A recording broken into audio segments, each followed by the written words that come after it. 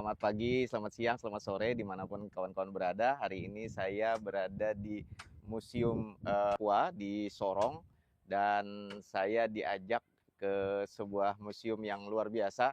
Dikelola secara pribadi, tetapi ini konteksnya akan menjadi hasanah kekayaan Papua, terutama di Sorong atau Papua Barat Daya. Di belakang ada Kakak Edo yang berasal dari suku Asmat, dan mungkin kawan-kawan semua, para pemirsa bisa melihat ya di samping saya, kemudian Kakak Edo juga lagi bekerja. Ini hasil karya ukiran khas dari suku Asmat, dan ini luar biasa sekali. Tapi saya tidak bercerita tentang itu saat ini karena sesuai dengan karakteristik konten saya adalah tentang pengadaan barang jasa. Jadi saya akan mengomentari persidangan terakhir dari kasus Nadiem Makarim. Ini juga dipantik oleh permintaan kawan-kawan. Saya beberapa kali dipaksa untuk, Pak Samsu, cobalah komentar tentang kasus Nadiem, karena kemarin saya juga berkomentar terkait dengan kasusnya Amsal yang kemarin rame, kemudian alhamdulillah sudah mendapatkan jalan keluar dengan pembebasan, dan sekarang masih dalam proses untuk penyelesaian. Nah, berbicara kasus Nadiem Makarim, saya menjadi tertarik dengan salah satu kesaksian dari saksi ahli dari BPKP.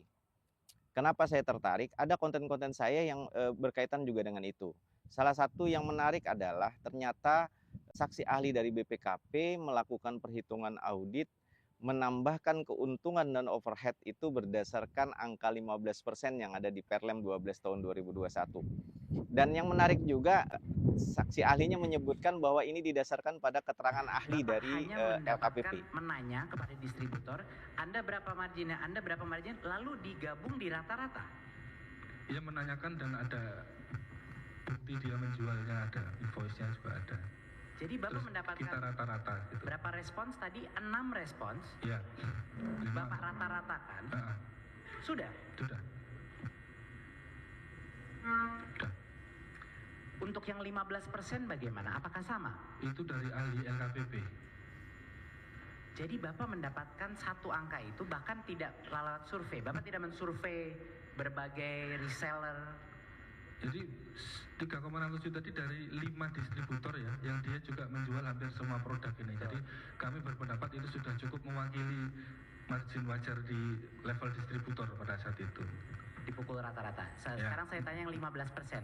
Apakah Bapak melakukan survei mungkin puluhan reseller? Tidak. Kami mengambil dari ahli LKPP. Tidak. Bapak mengambil dari ahli LKPP. Satu orang Ahli LKPP yang beliau merupakan ahli pengadaan barang dan jasa yang memiliki kemampuan dan kompetensi terkait dengan hal tersebut. Begitu. Ada beberapa konten di dalam YouTube saya yang juga sangat lama sebenarnya membicarakan keuntungan yang wajar. Lalu dari mana munculnya 15%? Ini saya juga agak kecewa kalau memang betul-betul ini keluar dari ahli ya. Karena 15% itu bukan angka mutlak untuk keuntungan yang bisa dikaitkan dengan harga pasar. Pertama, kasus terkait dengan markup anggaran pada kasus Chromebook yang didakwakan bahwa itu mulai sejak penganggaran, menetapkan mereknya harus harus ada Chromebooknya dan segala macam, kemudian masuk dalam anggaran, itu dalam konteks penyusunan anggaran. Nah, pembahasan 15% itu ada dalam konteks penyusunan HPS.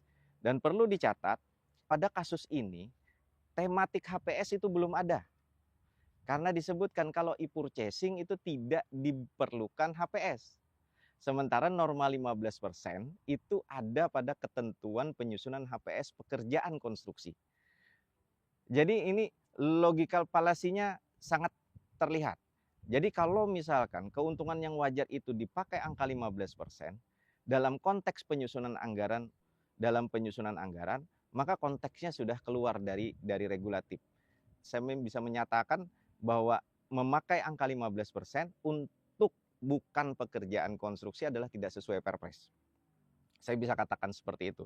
Karena Perpres dengan sangat tegas sekali bahwa 15% itu hanya digunakan untuk menyusun HPS pekerjaan konstruksi apabila di dalamnya ada analisa.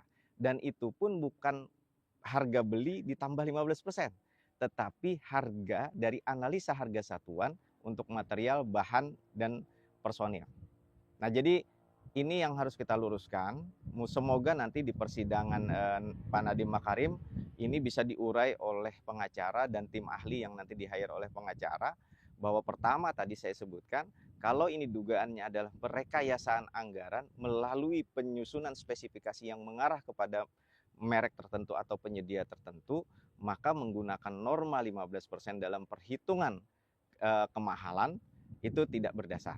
Yang kedua, pada saat kasus ini terjadi, ketentuan bahwa e-purchasing itu wajib menggunakan HPS di atas 100 juta adalah sejak 2025. Sebagaimana disebutkan di Perpres 46 tahun 2025. Sementara sebelum ini atau pada saat kasus ini terjadi, norma terkait HPS itu tidak dipakai. Sehingga menggunakan 15% yang jelas-jelas berada di wilayah pembahasan konstruksi dan pembahasan HPS sebagai alat untuk menghitung kerugian negara pada kasus Pak Nadiem ini menjadi tidak beralasan. Mudah-mudahan pembahasan ini juga menjadi bahan pengayaan, pembelajaran publik bagi kita semua, bukan tentang siapa yang jahat atau tidak, bukan tentang Pak Nadiem jahat atau tidak, tapi ini mendudukkan posisi pengadaan barang jasa pada konteks yang sebenarnya sesuai dengan regulasi. Bukan tentang orang yang dikriminalisasi, tapi tentang pengadaan barang jasanya. Maka kita tempatkanlah pengadaan barang jasa pada posisi terhormat, pada posisi objektif, pada posisi seimbang. Demikian, saya Samsur Ramli dari Museum Papua di Papua Barat Daya, Kabupaten Sorong. Salam pengadaan. Billahi taufiq wal hidayah. Assalamualaikum warahmatullahi wabarakatuh.